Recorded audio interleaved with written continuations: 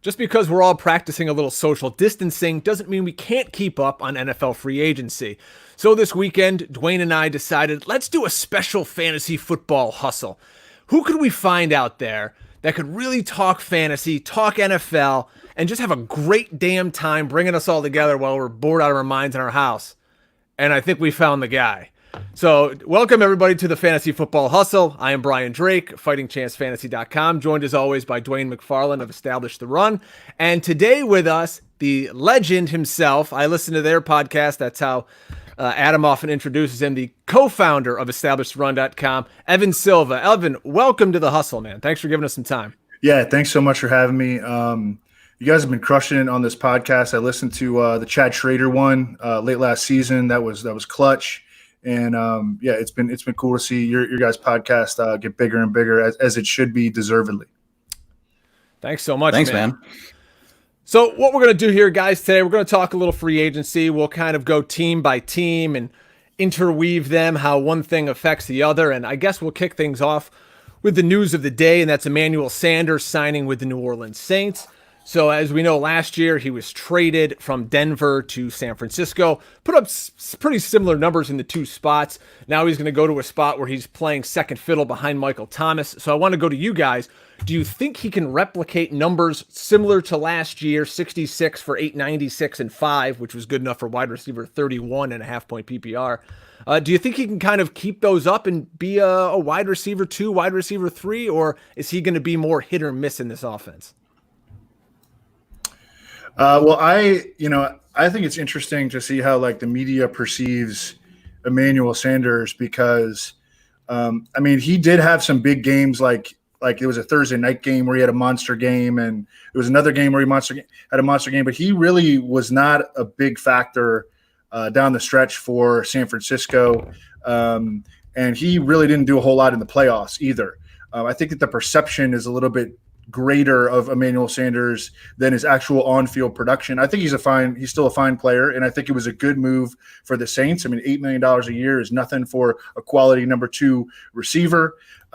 He doesn't drop passes. He still runs really good routes. I don't think he runs 4.3 like he used to. But he is, a quality real-life pickup. I think it's fair to question his fantasy impact in New Orleans. Michael Thomas is obviously the alpha there, and Alvin Kamara to a great extent is an alpha, and certainly by running back standards, Jared Cook was incredible for them in the second half of the season, and so Emmanuel Sanders is kind of going to be scrapping for targets, I think, and I think it might go a little bit like last year where he pops up for 2 or 3 big games over the course of the season, and he's sort of a letdown otherwise. This is not the Saints of old. They have a really good defense. They have a dominant running game, and they're not. This is not 700 pass attempts, Drew Brees, and it can't be because as seasons have progressed over the past really 3 years, his arm has started to really wear down late in seasons, and I think that they're going to use a little bit more Taysom Hill, and I think that Michael Thomas and Alvin Kamara are going to continue to be the target alphas there. Yeah, I agree with Evan. I think it's like Evan said. I think it's good for the Saints. I would definitely call this, an upgrade over what we saw from Ted Ginn, and then Traquan Smith just really hasn't been able to get things going. Emmanuel Sanders is a true pro. He's played with really good quarterbacks in the past with Peyton Manning and Ben Roethlisberger. They both, by all accounts, loved him. The bigger thing I see is just historically when I look at Sean Payton's offense, in addition to what, Evan's talking about with Drew Brees and, his arm and the challenges that they're facing with that. Historically, this is just since 2008. Sean Payton has never really had an offense where he really ran much of the offense through 3 guys. So last year you saw it was 31% target share to Michael Thomas, 17% to Alvin Kamara. The next closest guy was Jared Cook at 11. So now Cook was big in the end zone, so his end zone targets led the team 37%, but that's due to, what his skill set is. So I think, with Emmanuel Sanders, what it's going to do, it's going to help the team overall. Like Evan said, you might see a week here or there, but I still think it's going to be heavily reliant on Michael Thomas, Alvin Kamara, Jared Cook in the red zone. So, maybe we see what we saw from Ted Ginn Jr. plus Traquan Smith, 9% plus 4%. Maybe he can get into the 13, 14% range. I think he's a good enough player to do that. But historically, looking back, I mean, even back to when it was Jimmy Graham, when Jimmy Graham was leading the team with 21% of the targets, the next closest guy on the team was Darren Sproles at 14%. So, I mean, I just don't see a scenario where we see Emmanuel Sanders getting up above like 15% target share and an offense, like Evan said, where we're probably going to see, you got a better defense, we're going to see less passing, and then you got the challenges with, Drew Brees' arm. So I think he's more along wide receiver 4 territory, for me heading into next season. And who knows, if an injury occurs with Michael Thomas or something, then, things obviously change a lot. Let's switch over to his old team, the Broncos. And they have a new running back, and it's Melvin Gordon. He joins a backfield now with Phillip Lindsay. He got a 2-year, $16 million contract. I was just curious what his ADP was. So I looked over the last 2 weeks in FFPC best balls, and he's going around 3.8 right now. So I'm curious how people are going to move him with this news that he's joining this crowded backfield. So let's throw it over to you guys. Melvin Gordon in this backfield with Phillip Lindsay. Is he definitely the alpha now, or is this kind of a backfield you want to stay away from? Because it looks like the way they're constructing their team is they want to pound the rock. And with Melvin Gordon, they're going to have a good chance to. Yeah, I think that, the beat writers certainly in Denver envision Melvin Gordon as the 1A to Phillip Lindsay's 1B. The deal suggests that, Melvin Gordon is going to be the lead back and Phillip Lindsay is going to be more of a change of pace. I mean, an often used change of pace back, but a change of pace nonetheless. And a guy that, for whatever reason, his college receiving production has not translated into, big time NFL receiving production. And the opposite has been the case for Melvin Gordon, who wasn't, and not that Melvin Gordon has been like elite in the passing game, but I think that he is going to be used more in the passing game, used more at the goal line, and the lead back in this offense. And I think that the offensive line is coming together a little bit, and they're under the tutelage of Mike Munchak, one of the best offensive line coaches in football. I mean, the jury is out on Drew Lock. How many points is this offense really going to score? How are they going to play? Their head coach is a defensive-minded head coach in Vic Fangio. And so I don't think they're going to be lighting up the scoreboard, but I think that Melvin Gordon, I have him as a mid-range RB2. I've been trying to put together my rankings on the fly as the signings have been going off the board, and I had him at right around RB16. Yeah, I haven't actually regraded Gordon since the free agency deal. But the way I look at it is, I mean, we've got Pat Shurmur, Melvin Gordon comes from mostly an inside zone, outside zone scheme over the past 3 years. That's the kind of scheme he's going to. So he's going to be, a good fit. My concern, really is that I think Phillip Lindsay is really good. I know he's small and they worry about his production, if he has to have too many attempts or too many touches. So that's obviously the concern they have for him, but they did pay Gordon well. So, and like Evan said, I mean, the beat writers are saying it's definitely going to be Melvin Gordon, the 1A. It's just really more of one of those questions. Are we talking about like a 70-30 thing? Are we talking a 60-40? Or are we talking like a 55-45? And I don't think we'll know that for sure until we get closer to the season. If I were to guess right now, it's probably more of that 55-45 type of deal. It is kind of weird to me that Phillip Lindsay hasn't been able to be utilized better out of the backfield as a receiver, given what he did in college.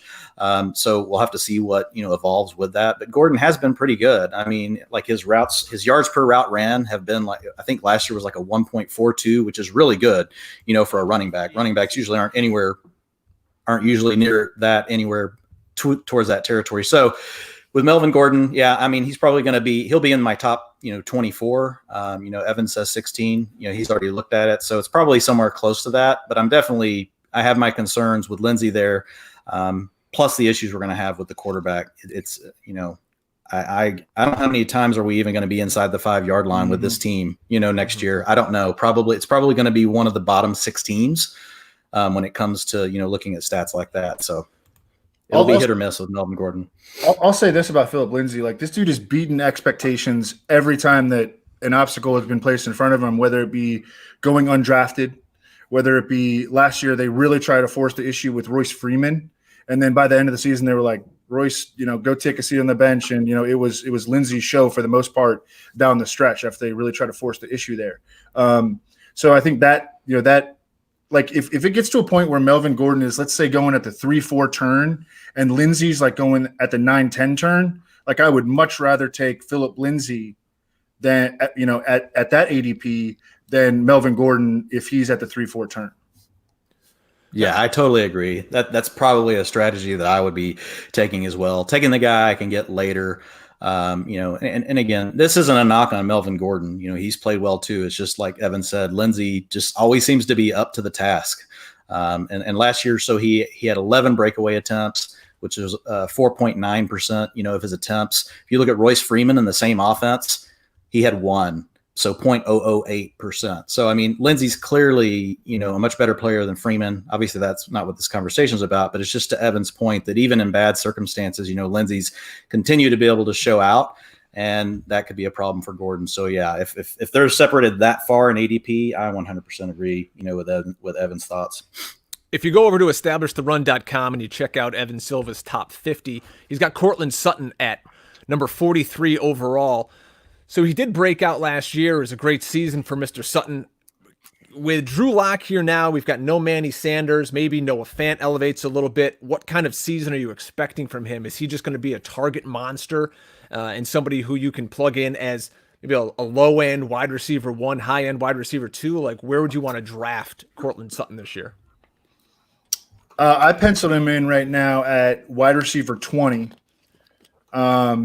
That might be too low, though. I mean, I'm still playing like he's in the range with Allen Robinson, who I have out in front, and Stefon Diggs, I think, is right there with Courtland Sutton. Stefon Diggs going to Buffalo worries me a little bit. Robert Woods, T.Y. Hilton, Keenan Allen. We could go on and on about all those different guys, but Courtland Sutton right now, I mean, my expectation is that the Broncos are going to add another receiver, quite possibly in the first round. I mean, a lot of mock drafts have him taken like Henry Ruggs. I think that would be a great pickup for them. That would, he is not necessarily going to be a volume monster, though. I do think the arrow is pointing up on Noah Fant. Courtland Sutton, just what he was missing last year was, well, first of all, so much of his yardage he gained on penalties. He drew the most penalties of any receiver in the league. He was in the double digits, and a lot of those were downfield. And I think he only scored 4 touchdowns. So he's got a lot of room for kind of positive regression. But I don't think it's going to be a super high volume passing offense. I think that there is still, a question about what are they going to add further. And I think a lot of these rookies are going to be able to make very early impacts in the wide receiver class. So I don't know. He's a guy that, if things kind of break right for him and maybe the Broncos go in a different direction, like they need help on their defensive line. If maybe they go in a different direction with their first round pick, like I could see like bumping him way up into like the wide receiver 14, wide receiver 15 range. But I still think that there's a lot of uncertainty. So I have him like low end wide receiver 2 right now. Yeah, I think with Sutton, Drake, I think, like Evan said, the upside for me is mostly I do feel like there's upside in even more volume. Obviously, there could be positive touchdown regression, but again, we're going to be dealing with a quarterback situation that we don't feel really great about. It will be interesting to see what Pat Shurmur wants to do. In 2017, whenever he was under Mike Zimmer, it was 51% pass, 49% run. Of course, they were also able to control game scripts. Their average margin of victory was like 8.1 points.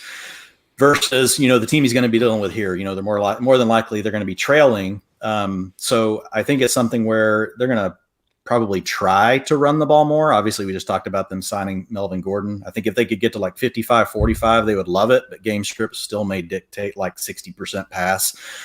So I think for me, when I look at Sutton, last year, I think Evan he was like 23% target share. I mean, it wouldn't surprise me if the guy got up towards 27, 28, maybe even got in the 30 range, again, depending on what they do in the draft.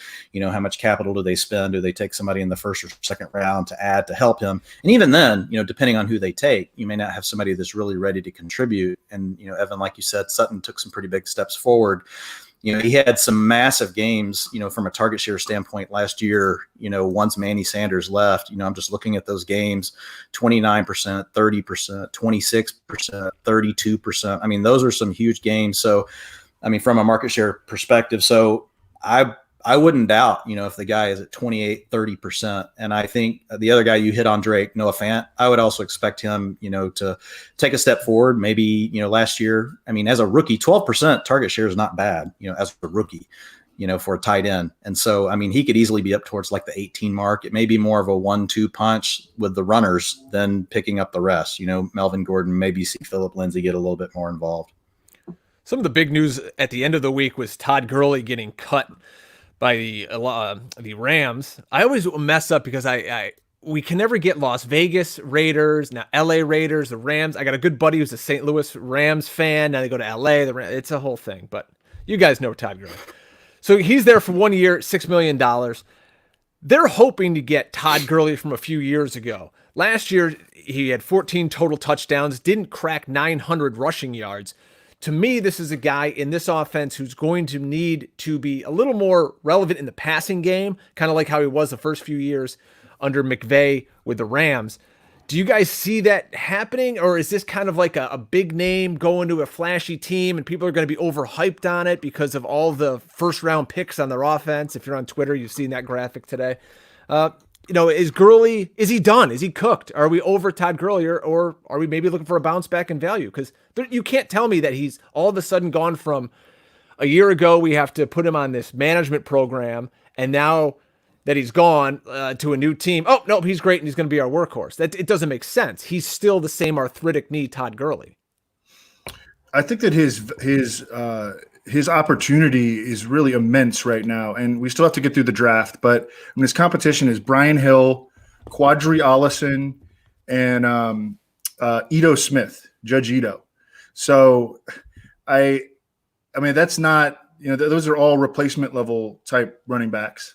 I think though that you can make a case that Todd Gurley at this point is a replacement level running back himself, but he is the guy with the money. He only missed one game last season and he averaged 17 touches per game. So he held up fairly well.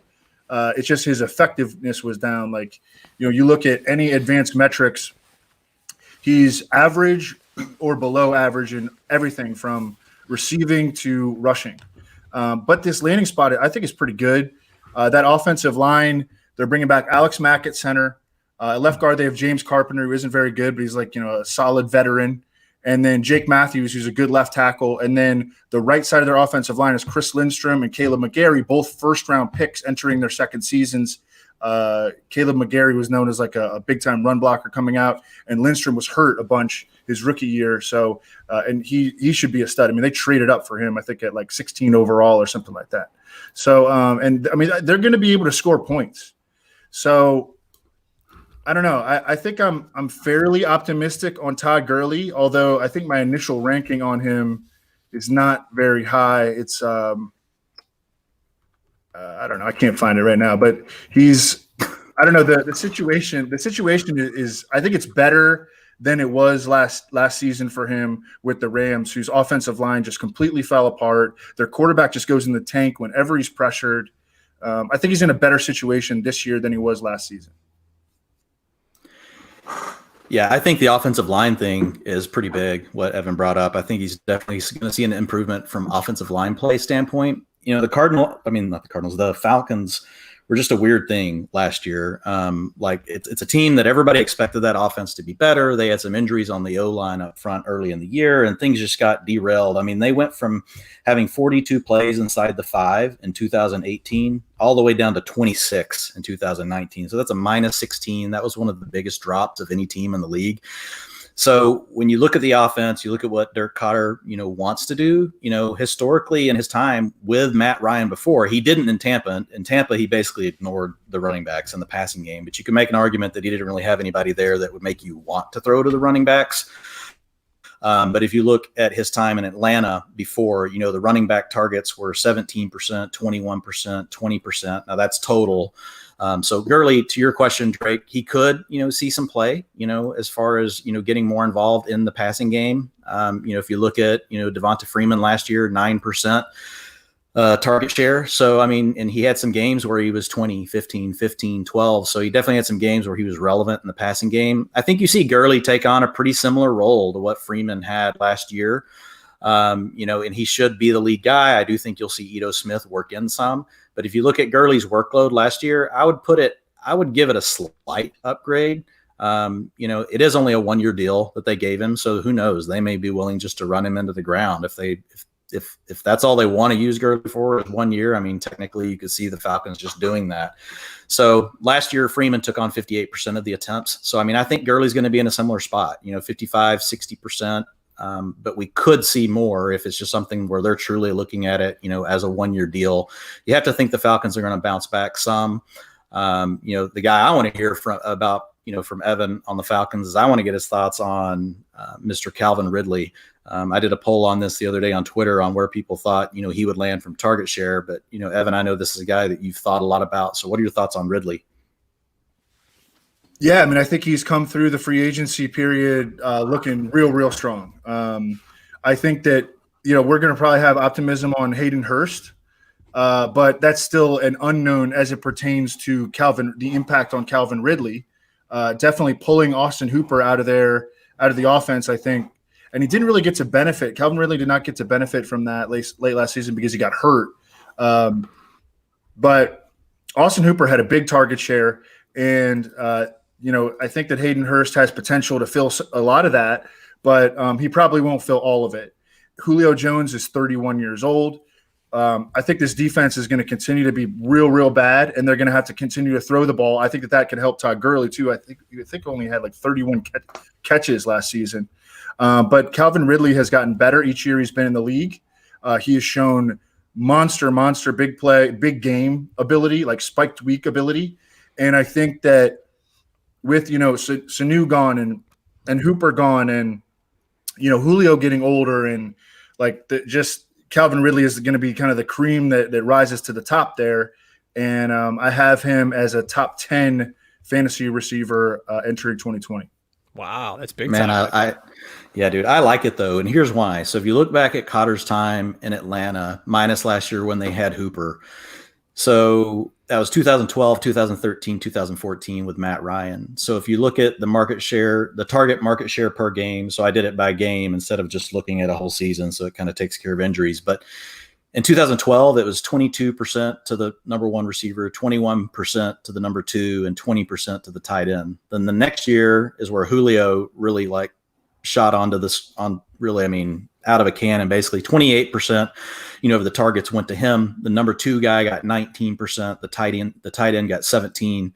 The next year, 26% to Julio, 22%. And then you had 15% to the third best guy. So, the way I'm looking at this is Julio's probably going to be, in the 25, 26, 27% range. And I think there's room for Ridley to be, 22% plus. And I think this is a team that's going to have to throw the ball 600 plus times. So, last year, Matt Ryan threw it 680 times. He's thrown it over 600 times every time he's been associated with Dirk Cotter. So, basically his floor is 600 passing attempts. And so we could see anywhere.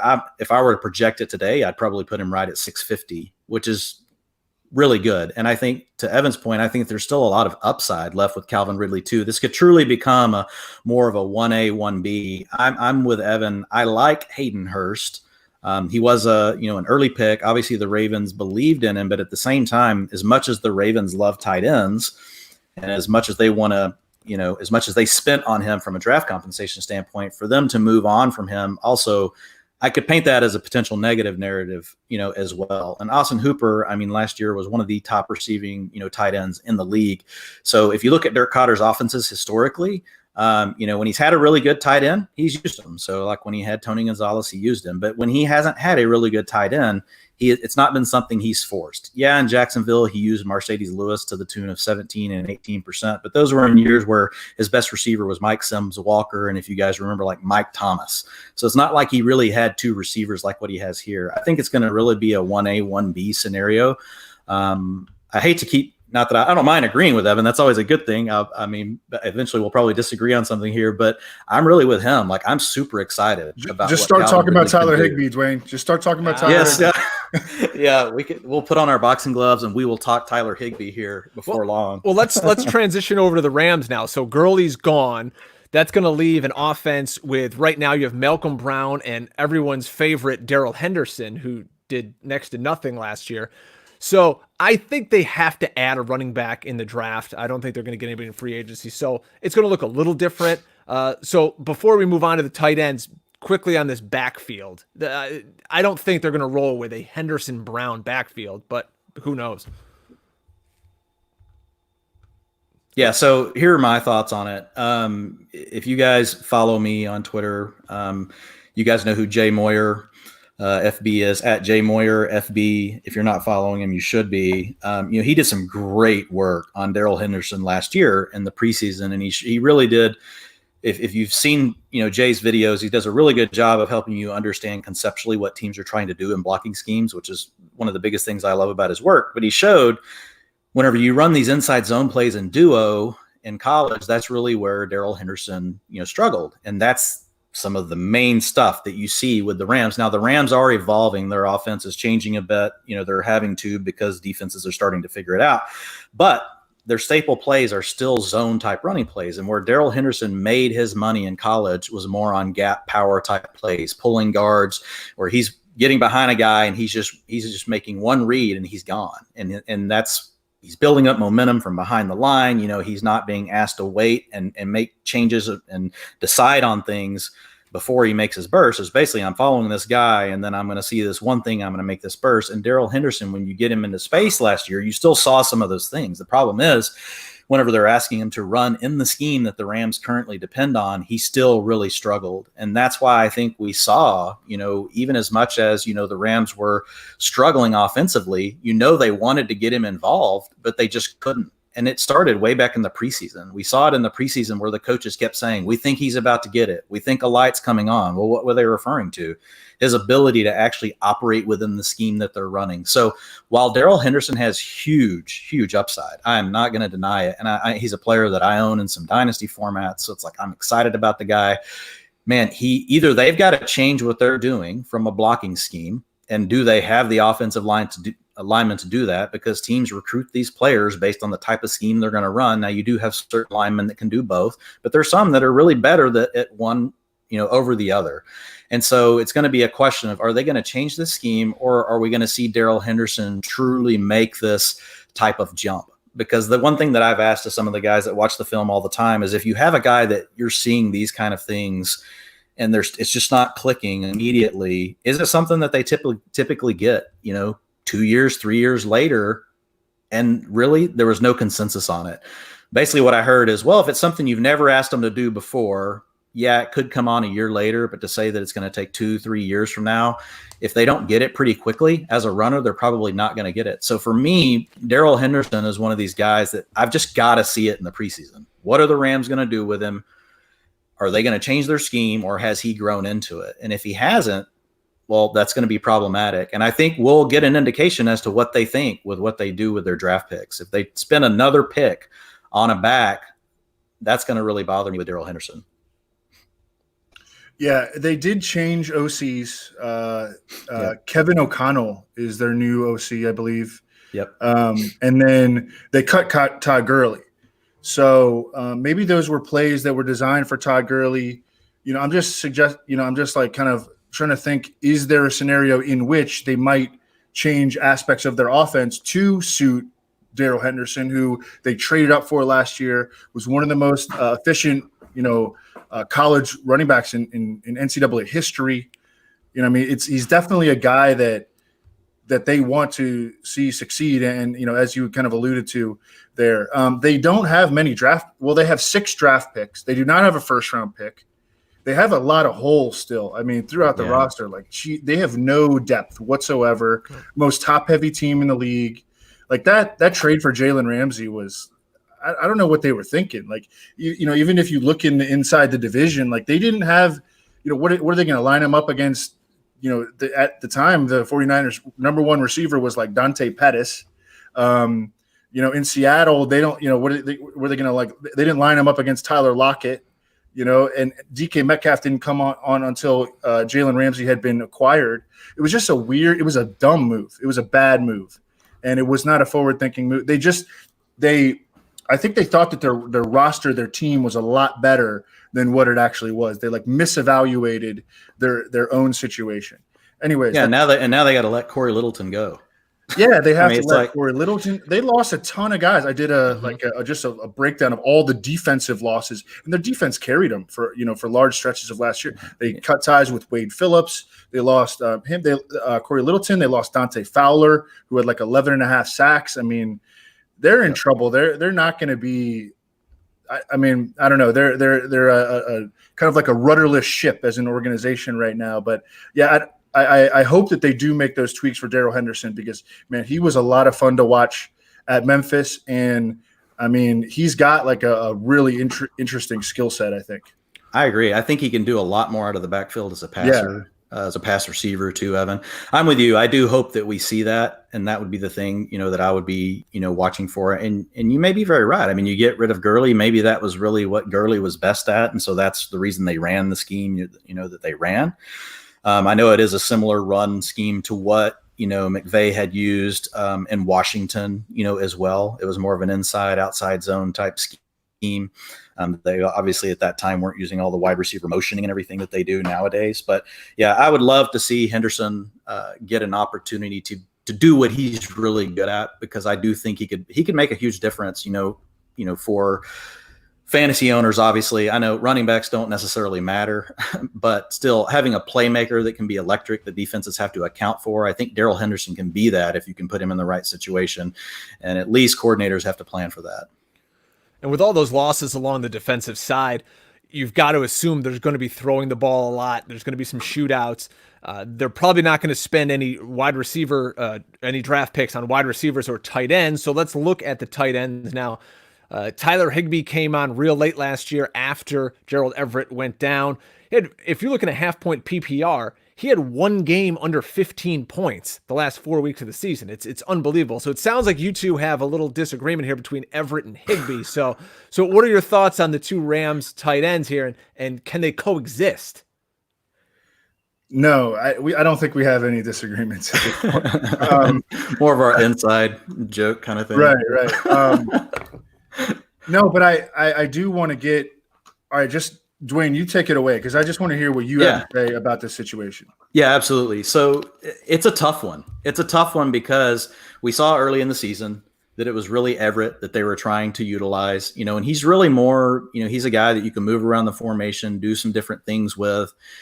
And then once, he got injured and some things happened there, and he did end up coming back, later in the year, actually was in some fantasy playoffs. I remember having this conversation on the phone with Chad Schroeder about what to do with, Higbee now that, Gerald Everett was back. And it really ended up being a non-event. Yep. Higbee still ended up being the guy. The thing I'm going to say about Higbee, I'm torn on this, but what I'm going to say about Higbee is what he did from a yards per route ran standpoint. I mean, it was like a 2.5 something. That's really rare air for a tight end. We're talking Travis Kelce level. Now, this is a small sample, but this is also a guy that teams had a chance to adjust to. I mean, down the stretch, he was 16, 18, 32, 27, 24, and 24% of their targets between week 12 and week 17. So, I mean, you can slice that into 2-3 week buckets, and teams adapt. Defenses are basically looking at your last 3 weeks, Drake. We talk about this all the time. That's what a lot of times why you see the roller coaster for some of these players in the league. It's because defensive coordinators are adjusting who they're going to try to take away and what they want to force the offense to do. Well, Higbee was able to actually survive through that and still be a guy that Jared Goff was often looking for, So, I mean, it was basically, and the interesting thing is during those games, the guy that suffered the most was Cooper Kupp, 13, 12, 9, and then a 22% target share, whereas Robert Woods was pretty steady. So I like Tyler Higbee, but I do think it's still going to be an issue because Gerald Everett is a guy that Sean, McVay and Les Snead, they did draft together. He was one of their first draft picks.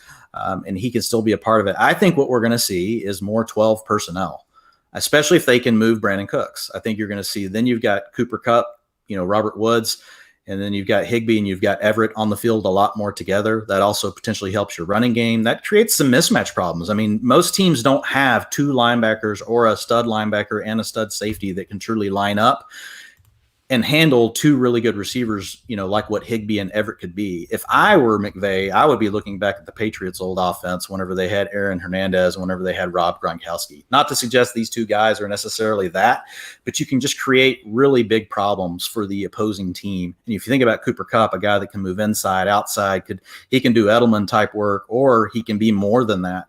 I think that's a way that the Rams could really evolve. And if I were leading their organization, that's the direction I would look to take it in.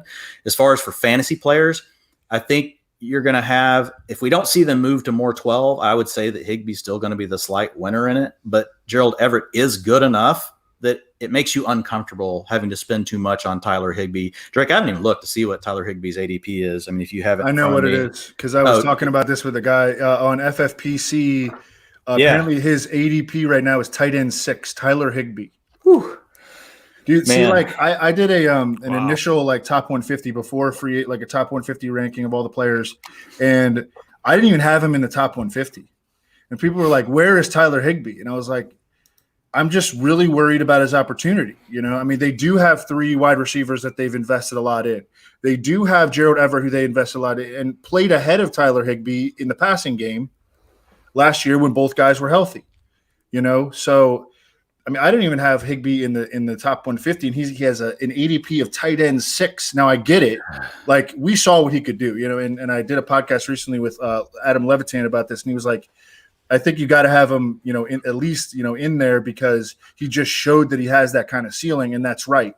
He was 3rd in the NFL among tight ends in yards per route run, as Dwain noted, and I'm going to put him in the top 150 this time, but I still, man, that ADP is so freaking high. I still think I'm going to maybe not even have him in the top 12.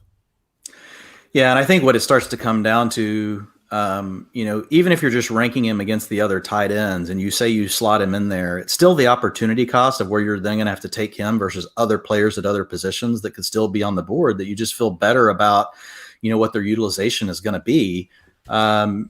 So, yeah, I mean, I'm with Evan. The other thing that I looked at, that I thought was really interesting, if you guys remember the week last year, week 11, because I remember this just from a DFS standpoint, you had Robert Woods and Brandon Cooks both out. And you had seen Gerald Everett had 27% target share the week before, and Higbee had 10%. And everybody was so excited. It was like, oh, Gerald Everett, monster week. That week, 6% of the targets went to Gerald Everett, 0% went to Tyler Higbee.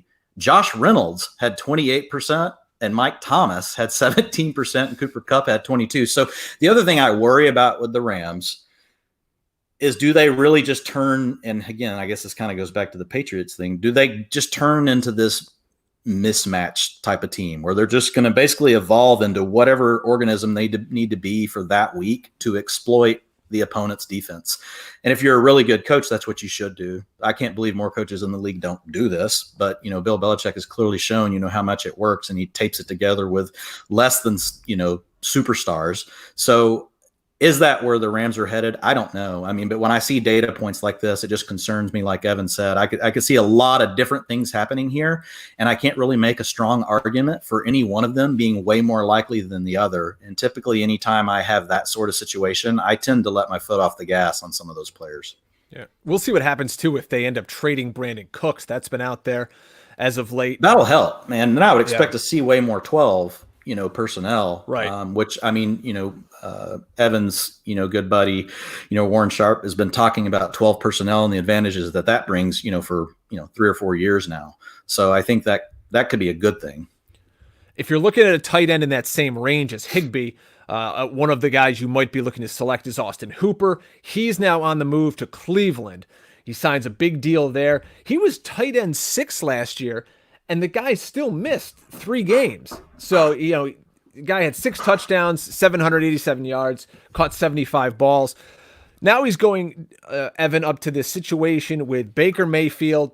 We'll see if he can finally put it all together. You've got a new coach in Kevin Stefanski. You've got everything you could ever need as a quarterback. You've got 2 elite running backs. You've got amazing wide receivers, and now you've got a big time tight end. So it's all there for Baker, but let's keep it to Hooper here. Can Causton Hooper be that tight end one that he was for a good part of last year while fighting for all these targets? Yeah, I think he's another tough guy to kind of evaluate, because I think that, I mean, if you just look at the way that the Browns appear to be constructing their offense, it's very like they want to have like offensive balance. It's really similar to what Stefanski had in Minnesota. He had two backs that they used, in Cleveland, in Minnesota, they had Dalvin Cook and Alexander Madison. They'll use Kareem Hunt more than Alexander Madison was used, but certainly in the passing game. But I mean, they got two really good backs. They've got now two tight ends that they can play a lot, and the Vikings ran a lot of two tight end sets. They've got two really talented receivers, as they had in Minnesota. They go out and pay a lot of money for Jack Conklin. And, I mean, they're going to want to run the football and be a physical football team and do a lot of play action with Baker Mayfield, as Stefanski did with Kirk Cousins in Minnesota. So you can definitely see, like, the blueprint for what the Browns want to do under this new kind of reshuffled front office and under the new coaching staff. Austin Hooper really just wound up in an ideal situation last year, and I'm not sure that he's going to get as much usage as he did in Atlanta. He's never been a big play tight end, and he's never been necessarily like a high touchdown scoring tight end. And I think it would help him if we saw the Browns move David Njoku, although I don't think it makes sense for the Browns to move David Njoku. He only costs $3 million. Mm-hmm. And at very worst, he's an excellent backup for Austin Hooper. And, at best, he, ends up playing like 60% of the snaps, and they run a bunch of two tight ends. So I don't know. I think that Austin Hooper is more of like a top 8 to 10 guy than the top 3 to, top like 3 or 4 guy that he was when he was healthy last year.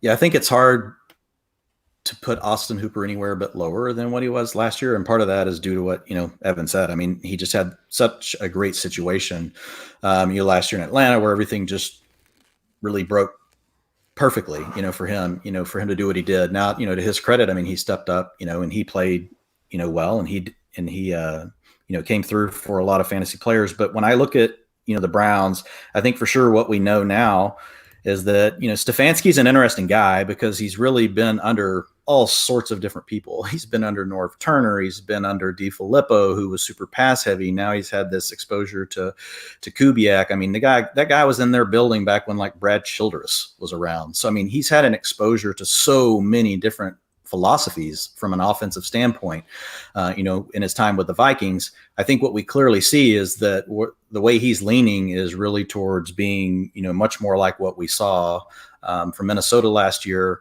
which is, Gary Kubiak's offense, where, you're going to run a lot of 12, you're going to run a lot of 21. They just recently traded for Janovich.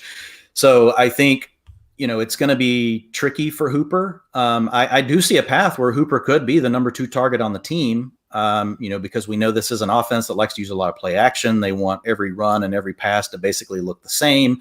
There's an opportunity for your tight end to create, those mismatches against, the linebackers, against the safeties coming off, the play action boots and all of those sort of things. Last year, if you look at the way the Vikings handled it with Irv Smith and with Kyle Rudolph, it was 19%, 10% targets to Kyle Rudolph and 9% to Irv Smith. I don't think a lot of people realize, how close that was, but basically 20% between them. So, I mean, you could see it being the same thing here with he and with Njoku.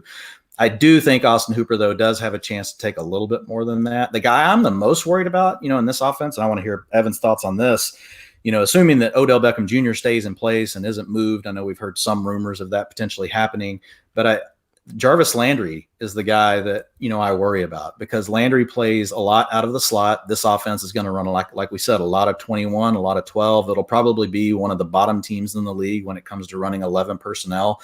And where Landry is at his best is out of the slot.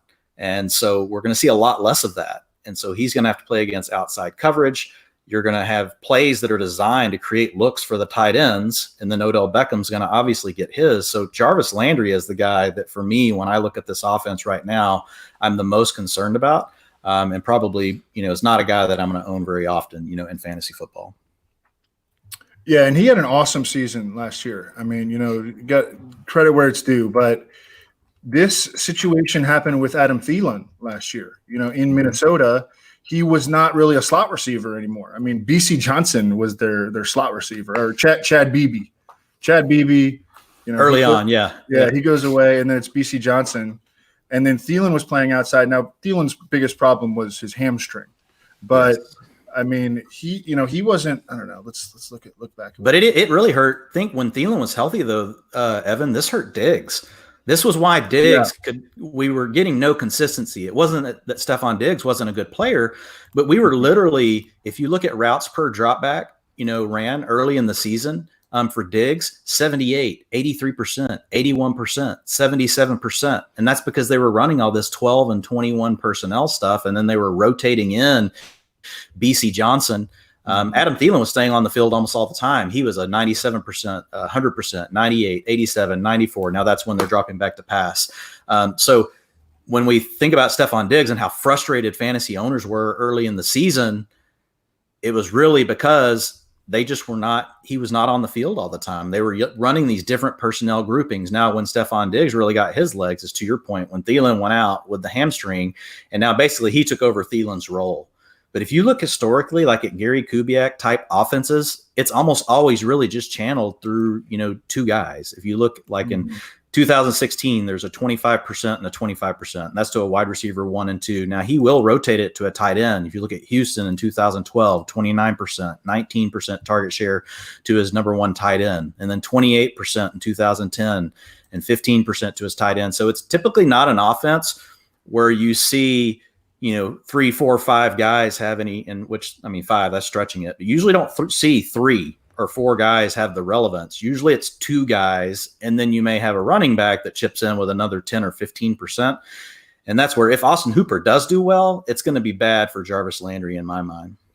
Speaking of Thielen, what do you guys think about Thielen? I mean, I wanted to put him at like wide receiver 5. I mean, I feel great about him, man. He's an unbelievable situation right now. His ADP around a 4, I love it. Basically now, as long as he can stay healthy, we've had a couple of years now with back and hamstring type stuff. And I think he had a quad thing even maybe 2 or 3 years ago as well. But if he can stay healthy, I love Thielen. Because the thing about Thielen, even though he plays in the slot, he can still beat press coverage. He's a savvy enough receiver that he can still occasionally, you'll see him beating cornerbacks by 2 steps deep. And it's not because, he is faster than people think. I think he ran like a 4.3 something or 4.4 something at his pro day, like a low 4.4, back in the day. So, I mean, he does have some speed, but he's just a really, he's a good player. He just understands the game, and he and Kirk Cousins are very much on the same page. So yeah, man, I'm with you. I think in his ADP right now, the last I saw was like a 4th round pick. Man, I think Adam Thielen's going to by far smash the button, smash it every single time. I'm going to own Adam Thielen a ton. And you got to think they're going to be adding a wide receiver. He'll have a rookie on the other side, with the picks that they're getting here. So one of those guys will probably be, do they add a speedster like a Henry Ruggs if he's there, or do they go with more of a possession guy? I don't think either way it matters, but he'll probably have a rookie on the other side, and I think he's going to have a fantastic season. Yeah, I would watch out for Irv Smith Jr. I mean, that's our guy. Irv Smith Jr. is a guy that, like, if you look at, we have Matt Waldman on the show from time to time. Matt, when he graded TJ Hawkinson and he graded, Irv Smith Jr. last year, they were both super high. I think they were both the 2 top tight ends he had graded in like the last 8 years. Both of them. So this is a guy that can be a mismatch weapon. And if you think about Kubiak's offense, for those of you that, or maybe from the newer generation that may be listening that don't know a ton about Gary Kubiak came from Mike Shanahan. So Kyle Shanahan is basically running this scheme, obviously with his own tweaks to it, which have been amazing. But now Gary Kubiak's been incorporating a lot of those same things into the offense. So last year we saw an offense that actually jumped. So we talked earlier about, the Falcons and how far down they fell from plays inside the 5, because it's something I look at a lot, from an offensive efficiency standpoint. They ran 25 more plays from inside the 5 than the year before, which was number 1 in the league. Actually, number 2. The Cardinals were number 1. They jumped up the most, but they were number 2 in the league. So, I mean, this is a team that the arrow, is pointed up. They've got the right personnel to run the scheme they want. And I think Irv Smith Jr., and it does depend, Drake, like you said, let's see what they do in the draft. But man, I would not be surprised if this guy ends up being the number 2 receiver on their team behind Thielen, because think about what this scheme does. Again, we talked about it a minute ago with Causton Hooper. It creates mismatches versus linebackers based off of the play action and versus safeties. Irv Smith, Evans probably got it in front of him. I think was like a 4.62 guy. I mean, this guy has some speed. He's out of Alabama. We know he's an athlete. He's going to be in his second year. And last year, it's a guy that they slowly just started getting more and more involved. If you look at him early in the season, I'm going to give you guys his routes per drop back. So 36%, 40%, 48, 43, jumps up to 55, 59, 60, 68, 71, 88 in week 11 with Kyle Rudolph being at an 80. Basically, they ran 12 all game in that game for passing. The next week they did it again, 84 and 84. So then you saw Thielen get healthy, and they had he and Diggs come back. So that changed a little bit, but they kept those two guys both involved. They were still both at 50 and 60% routes per drop back. I mean, OJ Howard dies to get to 60%. He has to freaking stay in and block all the damn time. So, I mean, this is a guy that, was really starting to come on. They were liking him. He had decent target share. I mean, again, this is a rookie, but 9% versus 10% for Rudolph. I could very easily see that jumping to 15, 16, 17% for Irv Smith Jr. and Rudolph really just becoming more of the blocking tight end and being like around 5, 6, 7%. I think that's something to really watch for. Let's jump over now to the other side of this equation. That's the Buffalo Bills, who now gain Stefon Diggs. So he's going to Buffalo with Josh Allen, along with John Brown, Cole Beasley in the slot. I know he's getting paid well. He's an alpha. He's the one. But there's something to be said about chemistry. And if Allen has a chemistry with John Brown, who had a really great breakout season last year, maybe I'm naive, but I find it hard to believe Diggs is going to come in and just command all of those targets. Not that there's going to be that many targets anyways.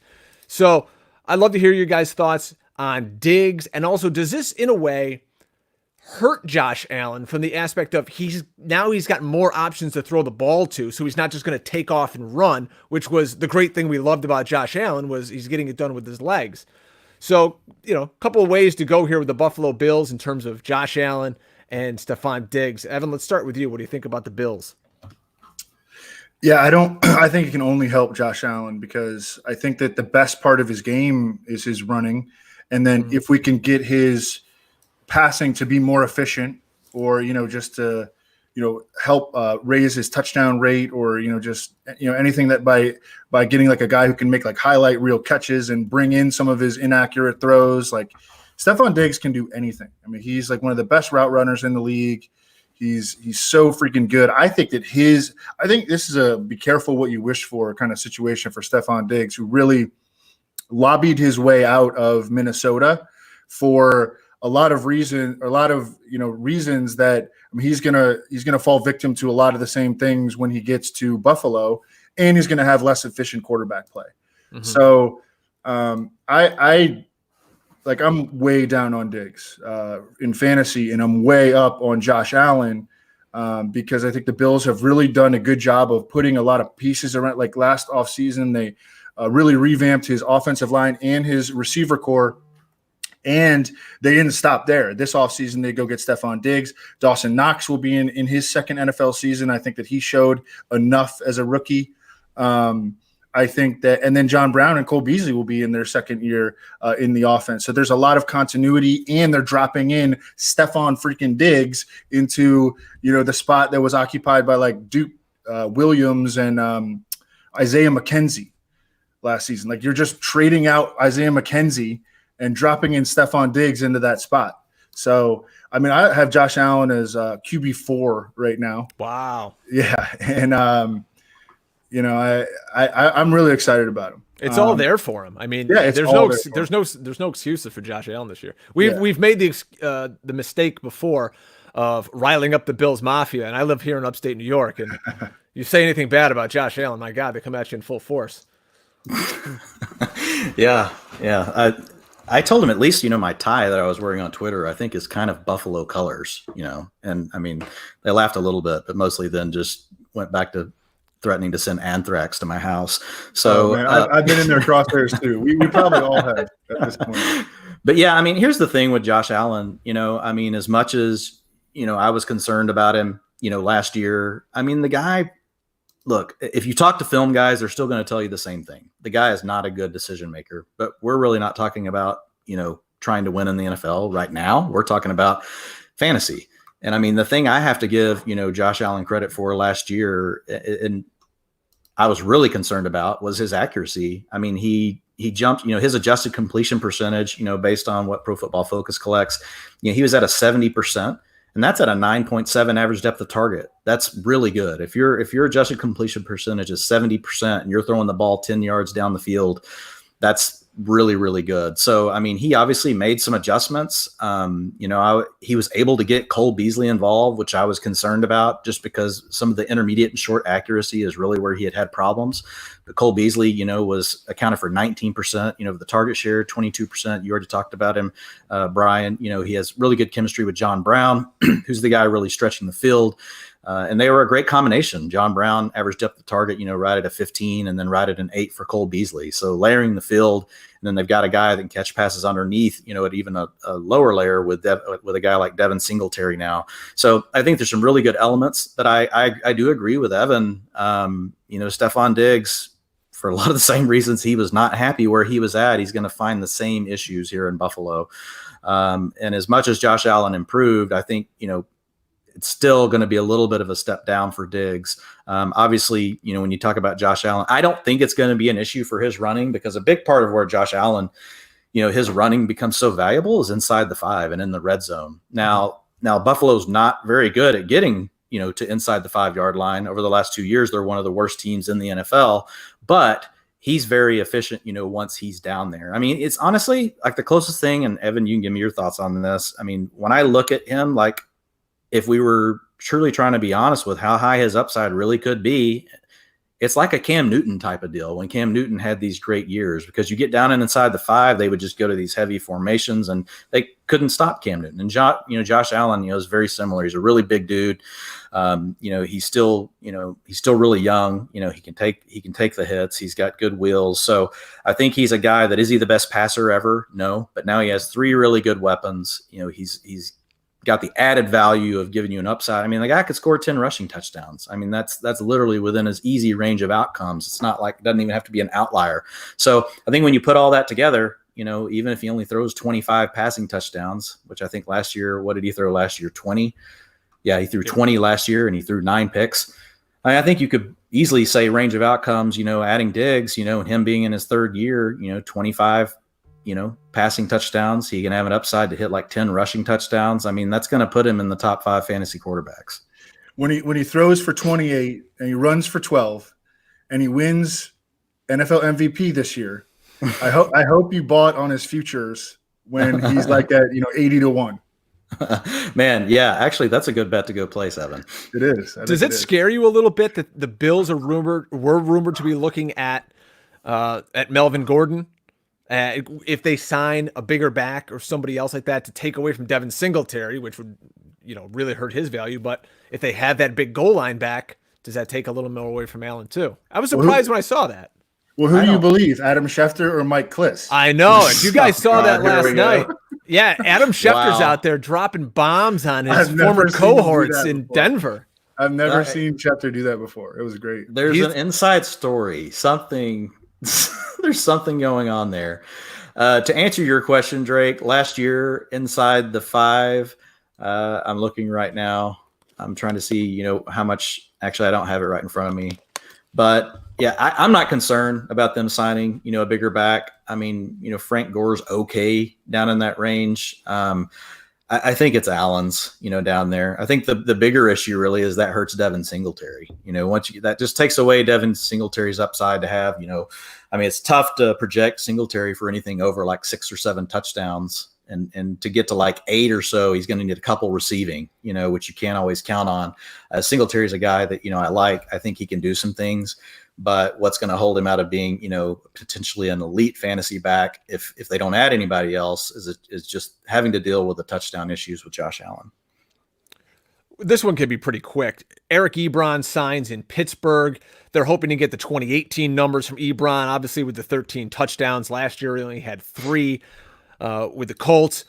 Is Ebron a guy you'd have any interest in starting as your tight end 1, or maybe just a guy you put on the bench? Let's see what kind of happens in Pittsburgh. And if you're carrying 2 tight ends, he's got a lot of upside to score some points for you. I mean, I think so. Yeah. It all comes down to Ben. Like, dude, Juju could be the most underdrafted player in all of fantasy. Like, all these guys could be just severely undervalued if Ben comes back and just plays 14 games. Give me 14 games of Ben. James Conner's a huge value. I've seen him so low in rankings and ADP. And Juju is way too low. I mean, this guy, we were talking about this guy as a top 6-7 receiver last year. I don't think that you got hurt. Ben got hurt. It was a disaster. Duck. They were playing a guy named Ducks. They were playing, Mason Rudolph was just a disaster. Mason Rudolph, he can't fight either. The Steelers, the Steelers, just their offense was just a disaster to watch. Yes. And if Ben comes back, so much goes back to being right. I think for them, and I think that this is an interesting team to stack in best ball, because you're going to be able to get all these guys at really, really, really, really low cost. And they're, and Ebron falls into that. The dude has been scoring touchdowns, and I think that they intend to play a lot of them. I think that he's going to play over Vance McDonald. Yep. I think Deante Johnson might be a legit big time baller. That's the dude. Yeah. Man, I'm super excited about Deante Johnson. So, if you look at his yards per route last year, a 1.6, and people are going, oh, that's no big deal. But when you adjust for the quarterback he's playing with, that puts him well over a 2, and which is elite territory. This guy can beat press coverage. He beats zone. He beats man. It's James Washington. I'm sorry, your window has closed. You're the guy that can come on and make the big play down the field, but you're just not consistent enough. Deante Johnson, it's crazy how these guys find these receivers, because Antonio Brown was really a nobody. And I'm not trying to say Deante Johnson's Antonio Brown. Antonio Brown's obviously, amazing. But I am super excited about Deante Johnson. I think he's going to blow the lid off of currently what anyone's thinking. 680 yards with a guy named Duck. Evan already said it. You got Mason Rudolph and the guy, Duck Hodges, and you get 680 yards and 5 touchdowns as a rookie. That's a pretty good line for a rookie receiver if they've got a good quarterback. So Deante Johnson to me, and I'm with you, Evan, on Juju. I'm super excited. And it's funny, I loved the Steelers last year, and I was trying to stack them in best ball. And it's funny, everybody this year has got a bitter taste in their mouth. And it's kind of weird because fantasy masses have gotten so much smarter through the years, but this is one where they're still sleeping. It's easy. You look back and you look at how far the Steelers dropped last year in their attempts, inside the 5. They were one of the teams that dropped the most as well, but it was all tied to a quarterback. They lost their quarterback. And so you give me Deante Johnson at 680 with those 2 guys. I'm sorry. He's at least good for $1,000 with Ben. He's going to be at least good for 7 or 8 touchdowns with Ben in 14 games. So, and I think he has upside, from that. So I'm super excited about Deante Johnson. Our old friend Bob Harris always says, sometimes when you see people running away from a fire, that's the time to go into it. There's a buying opportunity there. And we were on Deante Johnson. Dwayne, if you remember, if people who, if you're just finding our show because you follow Evan, and thank you for following us and checking us out today, we talked about Deante Johnson. I think it was after week 1. Dwayne, we mentioned him. We talked about it in the preseason. Yeah, in our waiver wire stuff, we were talking about him. And then when he finally popped off in weeks 3 and 4, we were on it. So if it's one of those deals where it was cool to be right on it, but it sucked because Ben went down and that kind of deflated the whole balloon. But had Ben been in there, you would have really had something. You would have had 1,000-yard probably rookie receiver, who would have scored 7, 8 touchdowns, which is where I think he lands, this year probably as a baseline. So Ebron leaves the Colts. The Colts get Phil Rivers. He's in there now. I'd love to get your thought on this, Dwayne. I know you're high on Parris Campbell. You think he's going to have a really breakout season. He's under the radar because of his, where he plays from the slot and his average depth of target and how Rivers likes to throw the ball at that depth. So break it down for everybody who's here with our Parris Campbell breakout. Yeah, so a lot of it ties to, Rivers coming onto the scene, but a lot of it ties to things we already knew. Whenever the Colts drafted Parris Campbell, they saw him as a guy they could move around the formation. They were going to get him in the slot a lot. This is Frank Reich. He comes from really, the Doug Peterson, up in your area of the woods, Drake. He comes from really that style, of offense. It's much more of a horizontal type offense, less vertical. We saw it the first year with Andrew Luck, right? His average depth of target dropped down from like a 9 something to the lowest in his career. It was, I don't even have it in front of me, but I want to say it was between 7 and 8. And that's really the type of offense they run. So Campbell's really, for me, he's a great fit. And then when you bring in Phillip Rivers and where he really makes his money, a lot of people want to say Rivers is washed, but I mean, really, if you've looked at Rivers throwing deep passes, that's not been really a pretty thing to watch ever. Like in our life, he's never had the strongest arm. And is it weaker now? Yeah, probably. But the guy has great anticipation. He throws into windows. He understands the offense. Those things he does way, way better than Jacoby Brissett. Jacoby Brissett has to see things, and it then has to literally register, and then the neuron fires, and then the ball comes out, and it's also not as accurate. Now, that's why he doesn't throw picks, because if he doesn't see it, he'll either take the sack or, he'll run. And so, I mean, from a perspective, if you're just trying to have a bus driver, Jacoby Brissett's great. But if you want to have a guy that could actually, help you win games in the passing game, I think Phillip Rivers can still do that. And we've never seen him. Honestly, I don't know when's the last time we saw Phillip Rivers with a good offensive line. Right. They signed Brian Bulaga after he leaves, I mean, so the guy, if you've looked at him over the years and the sacks he takes a ton. And that's despite the fact that he still gets the ball out super quick. I mean, so a guy that has the pressure he has, has been terrible, just considering how fast that he gets rid of the ball. He's like Tom Brady and those guys. He gets rid of the ball like in 2.5 seconds, which is typically enough time. So I think now he's going to have a better line. And where Parris Campbell fits for me, if you look at where they are asking him to operate, Drake, last year and it's small sample size, but the ADOT's right around an 8. And if you look at the 8 and 9 yard area, that's typically, if you look at the leading receiver for Phillip Rivers, every year it's been a guy operating in that 8 to 10 range. Now that happens to have been Keenan Allen over the last several years. And then before that, it was Antonio Gates. So these guys were also really good. So that's the question. Can Parris Campbell step up, to the challenge? Can he stay healthy? Can he grow as an NFL player? If he can, I mean, he's going to be in really good shape. This is a guy that we know did really well in college. Was he ever, the main guy on his team? No, but he averaged 3.47 yards per route ran at Ohio State in his last year. So, I mean, he's got a lot of positive things. And the last thing I'll say is, like you said, Ebron's leaving, who was 63% of the slot snaps last year. Chester Rogers is a free agent. He was 88% of the slot snaps. The next guy in line from a percentage standpoint, of his routes ran was Parris Campbell. So Parris Campbell, 48% of his snaps came from the slot last year. I would expect him to be their lead slot receiver. And I think with Eric Ebron gone, and T.Y. Hilton's going to be the one. But then I think the next guy could very easily be Parris Campbell. So get Evan's thoughts too on it. No, I totally. I remember watching Parris Campbell. Actually, just watched all his big plays from college, and they were all drag routes and slants and all stuff right around the line of scrimmage. And I remember thinking man, this guy's route tree is so limited. But then he went to Indy, and I thought he was going to play with Luck, and I was really excited about him. Obviously, Luck retires. Now I'm excited about him again. And I think the 3 receiver set, if the season were to start today, T.Y. Hilton and Zach Pascal on the outside, Parris Campbell inside. They do not have a first-round pick, so they're not going to go add, a first-round receiver. They do have, I think, the Redskins' second rounder. So, but I mean, they could use that on a corner. Look at their corner depth chart right now; it is trash. So I think that Parris Campbell is an excellent, sophomore huge leap candidate. And then at tight end, taking away Eric Ebron, and that leaves just Jack Doyle as their lone really tight end that has really done anything in the league.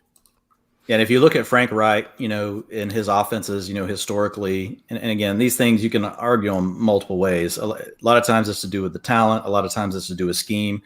I've seen certain coaches that they adapt over time, right, to their talent. And there's other coaches, kind of like Bruce Arians, that their scheme is their scheme. Whoever's playing slot in Bruce Arians' offense, you're like, yes, I've got that guy. It could be anybody, right? But if you look at Frank Reich and you look at what he's done with his tight ends, So 17% target share, 21%, 19%, 16%, 17%, 20%. Those are his tight end ones. So I'm with Evan. I think Jack Doyle is a guy that, you could get very late in drafts. Mm-hmm. You could end up, drafting, Doyle and, somebody else, maybe you draft two, especially in deeper drafts, and just see what you have. I think Doyle probably will outperform the expectations of where ADP lands on him this year. Parris Campbell's a guy that I see, if we get to have football sooner rather than later in the preseason, he's a guy that I see will probably he'll start shooting up boards once preseason happens, because he's going to make some plays. People are going to remember who he is, and people are going to wake up and go, oh, wow, they have a different quarterback besides Jacoby Brissett. So Doyle's a guy that will probably stay under the radar through the preseason. Evan, I think a lot of people are going to be talking about Nyheim Hines here in the offseason because, you've seen what Rivers has done in the past with Eckler and with Woodhead, and it might surprise people that he caught 44 balls last year for the Colts. Marlon Mack really isn't that guy. Do we expect Hines to get a little more run in here with the Colts, or is that kind of just us putting two and two together from past offenses that Rivers was in? I think it is. I'm not convinced that Nyheim Hines is very good. Mm-hmm. Number one. But I do think that we can make that connection, and but I also think that the Colts should probably bring in like some competition for Nyheim Hines, whether it be even like Devontae Freeman. I also think that Marlon Mack has I remember watching him play at USF, and I thought that he was a guy who was going to definitely be a contributor in the passing game in the NFL, and we just have not seen that from him for whatever reason. So yeah, I mean, I understand that there is that possibility with Nyheim Hines becoming, the sort of poor man's version of Austin Eckler or Danny Woodhead. But I feel like he's a guy whose ADP might just get too high, because I think that that's just going to be such a common connection that people make. And I don't know. I mean, if you look back to when Reich and when Rivers were together, in LA. So they were there 2015, 14, and 13. And the 2 years Danny Woodhead was healthy, 15% and 14%, of the targets. I mean, the thing with Hines, I'm with Evan. I don't ever see Hines being a back that's going to truly get a lot of the carries, but they do like him as a receiver. His average depth of target last year was a 1.5. So he's a guy that really, he's more like a receiver really than he is a runner. So I think he's a guy they can sprinkle in. I don't know, though, that they're really going to get him that much more involved. If you think back to those Chargers offenses, they just didn't have a lot of other things going for them. Here, I mean, you're going to have T.Y. Hilton. You've got, the chance for a young guy like Parris Campbell to emerge. Jack Doyle's better, than folks think.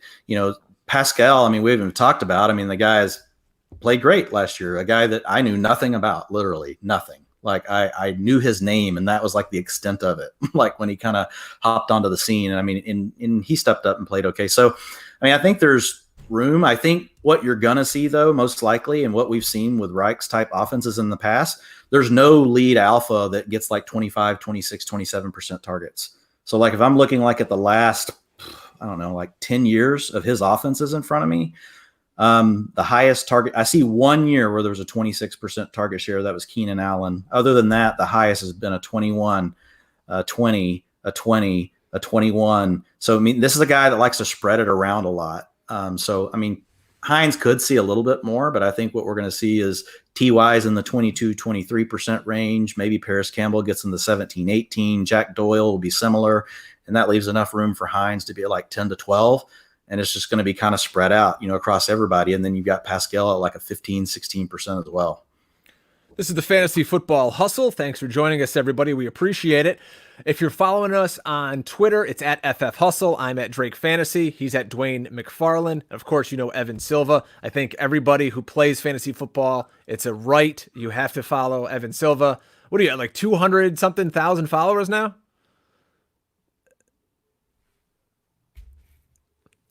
Uh-oh. Did we lose his mic on him? Yeah, I think we lost your mic. Oh, yeah. Oh, he's back. There he is. Yep. No, man, it was awesome. Awesome to talk some ball with you guys. And we should absolutely do it again, because there's not going to be anything to do for a long time, it's looking like. Yeah, let me get, before we get out of here, I know we've taken up a ton of your time, Evan. I wanted to hit you guys with the Bill O'Brien disaster with the Texans. So you've got rid of DeAndre Hopkins. You gave him away. You didn't even get a first-round pick back. I mean, I don't know. What are they doing there? So now they're rolling with Fuller, Stills, Kuti, and Cobb. You get David Johnson. We'll see what he can bring there. But there's a lot of meat on the bone here with the Texans and then the Cardinals with Kenyon Drake possibly being a first-round caliber running back and Kyler Murray just looking off the charts. So I want to get your guys' feedback on that before we get out of here. Well, I'm having a real hard time, I'm well aware that Will Fuller has not been able to stay healthy in the NFL, but I'm having a really hard time, being able to justify, keeping him out of the top 24. And I know that among wide receivers, when his upside is like wide receiver 6, and I don't know. I mean, what do you think about this, Dwayne? I don't know. What do you think about this? Yeah, no, I'm with you. So the way I approach, players like this, is I really put a good range of, I call it the projection spectrum is what I put together, but it's really around players like this where people have got these divided opinions or, they may be carrying a high amount of risk. And I think the important thing you already said, what people have to understand that is if you pass on Will Fuller, what his upside could be. We already know what his downside could be. But then you've just got to factor that into what his ADP is. And what is it right now? Do we know? I've seen him in the 40s among other rankers. In the 40s, yeah. So I mean, if he's going in the 4th or 5th round, honestly, and again, this depends on the way your draft is going. The competition in your draft. There's so many things that we can't even touch on right now. But overall, if I'm looking at a guy like Will Fuller, and let's say I start off and I've got 2 of my runners in the first 2 rounds, and I turn around and let's say I'm down at the end and I take Adam Thielen, who I feel great about as a solid floor receiver, I have no problem turning around and right away pulling the trigger on a guy like Will Fuller. And it's because of the upside. If you're trying to win your league, Will Fuller is no doubt a player that can do that for you. Now, we'll have to see what they do. Obviously, they've given away a lot of draft picks. Let's see what other moves they make. But I'm not scared of Randall Cobb. David Johnson is probably going to be the number 2 receiver on the team, but we don't even know that because they have Duke Johnson. But as far as Will Fuller goes, when you think about his range of outcomes, I think you already hit it on the head, Evan. It's the fact that his upside is that he's going to be, in the top 6. The only way he doesn't finish in the top 24 is he does have to get hurt, and we know there's a chance of that. But even if you get 12 games out of a guy like Will Fuller, you're probably going to be pretty happy with him. What about on the Cardinals now? Looking over there, Hopkins joins this receiving group with Christian Kirk and Andy Isabella and Larry Fitzgerald. I don't think his target share is necessarily going to be as high as it was, in Houston. But he's still got an opportunity to score a bunch of touchdowns. I don't necessarily think his ADP is going to stay in the first round where you've seen in the last few years. So thoughts on Hopkins and my brother from another mother, Kenyon Drake? Yeah, I think his ADP is going to stay in the first, though. I'm seeing, there's a lot of people super excited about this. I think what you have to hope for, this is me, is it's neutral. And here's the reason why. A lot of what I've seen is, oh man, Kyler Murray is a downgrade from Deshaun Watson. I don't think we know that. Right. I'm not worried about that. Hopkins has survived with crappy quarterbacks. Crappy guys that we can't even remember their names that they played in the league, and he survived. It's not going to be a Murray thing. It's a volume thing. And when I say that, yeah, the Cardinals run a lot of plays, but when we talk about Cliff Kingsbury, he likes to spread the ball around. He's going to have 4 wide receivers out there, and it's really about taking the mismatch that's on the field. Now more often than not, DeAndre Hopkins is going to have a mismatch because he's pretty much better than anybody. So I don't think that changes. So in my mind, though, the way I think about this, what I knew in Houston was that he was guaranteed 160 plus targets. I don't think we can necessarily say that. I'm not saying it won't happen, but there's a better chance now than there was, 5 days ago that he doesn't get 160 targets. I mean, and DeAndre Hopkins' game is not based on busting loose 50-yard touchdowns. Does he get them occasionally? Yeah, he's really like a super duper possession receiver. I mean, I hate to say that because people are going to take that as being bad. That's not bad. There's been so many of those in the league that have been some of the best receivers that the league has ever seen. The guy wins, at the contested catch point. He does create separation, but he's not a guy that, is really built around, catching bombs and scoring touchdowns. So I think when I look at him, I'm probably going to end up having more in like the 140 to 150 target range rather than the 160 to 170. So he could still end up being fine. He's still going to be a top receiver, but I think there's only thing built in for me right now is downside.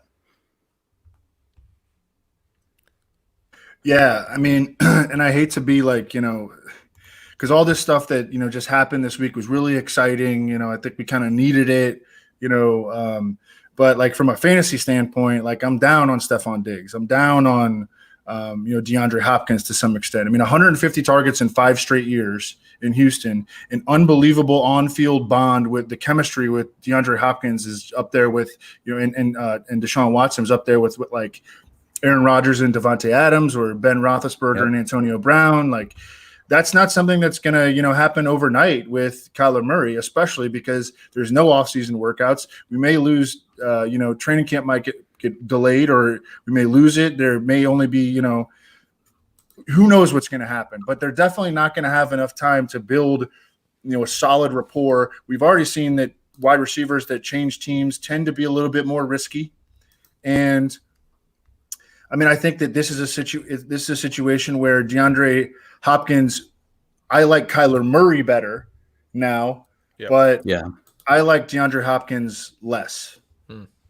It's kind of like the Josh Allen thing. Like Josh Allen more, like Diggs less. I'm the same way. I think Hopkins will still be in the top 12 receivers, but I just think that, people have to, it's going to make me reconsider, do I take him in the first round though? Because I've got it now. Before it was a lock. I was fine with it. I felt good with it. I knew what he was.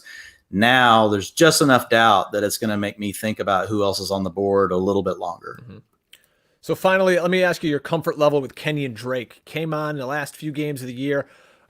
Once he was traded to the Cardinals, and he was a league winner.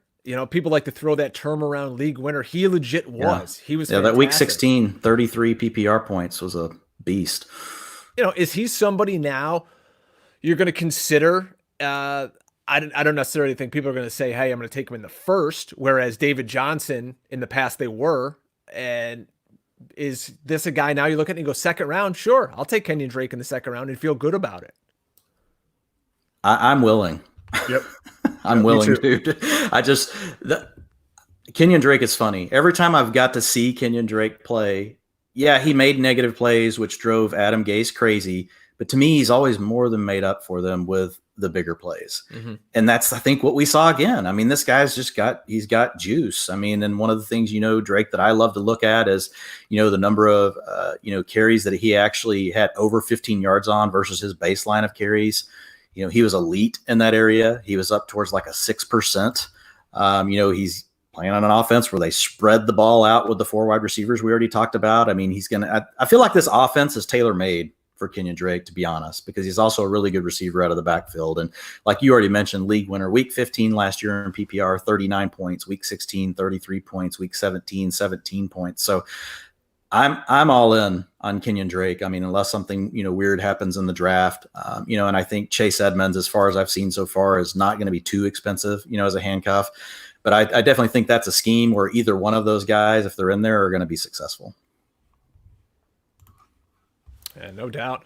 Well, we're going to get out of here. Evan, how's everything going with you? Your daughter doing okay with the staying home and everything? Everybody's cool? Yeah, we're holding up. I wanted to mention one more thing about, and I know that this has just become like a meme with like guys getting like moving on from Adam Gase. Yeah. But it's truly incredible. And some guys don't even get mentioned. Like he had Damian Williams. He had Kenyon Drake. He had Ryan Tannehill, Devontae Parker. All these guys have truly like just become so much better after moving on from, it's such a small sample size, even if it's like 6 or 8 players, but man, it's truly, truly incredible how much talent that was squandered in Miami under Adam Gase. But yeah, man, just trying to keep my social distance and, trying to keep up with the free agency moves, which I'm going to get back to right now. But thanks so much for having me on, you guys. It was a blast. No problem. Yeah, Thanks. Thank you, Evan. Evan Silva, co-founder, Establish the Run. You can read all his great content over there. Follow him on Twitter at Evan Silva. Of course, Dwayne's work is there also. Follow him at Dwayne McFarland, and I am at Drake Fantasy. Thanks so much, everybody. We appreciate you hopping on with us here for an extended episode of the Fantasy Football Hustle, and we'll be coming back at you next week. So look for it on social media, and if you haven't yet subscribed on the YouTube channel, click that subscribe button and help us out. Thanks, folks. Take it easy.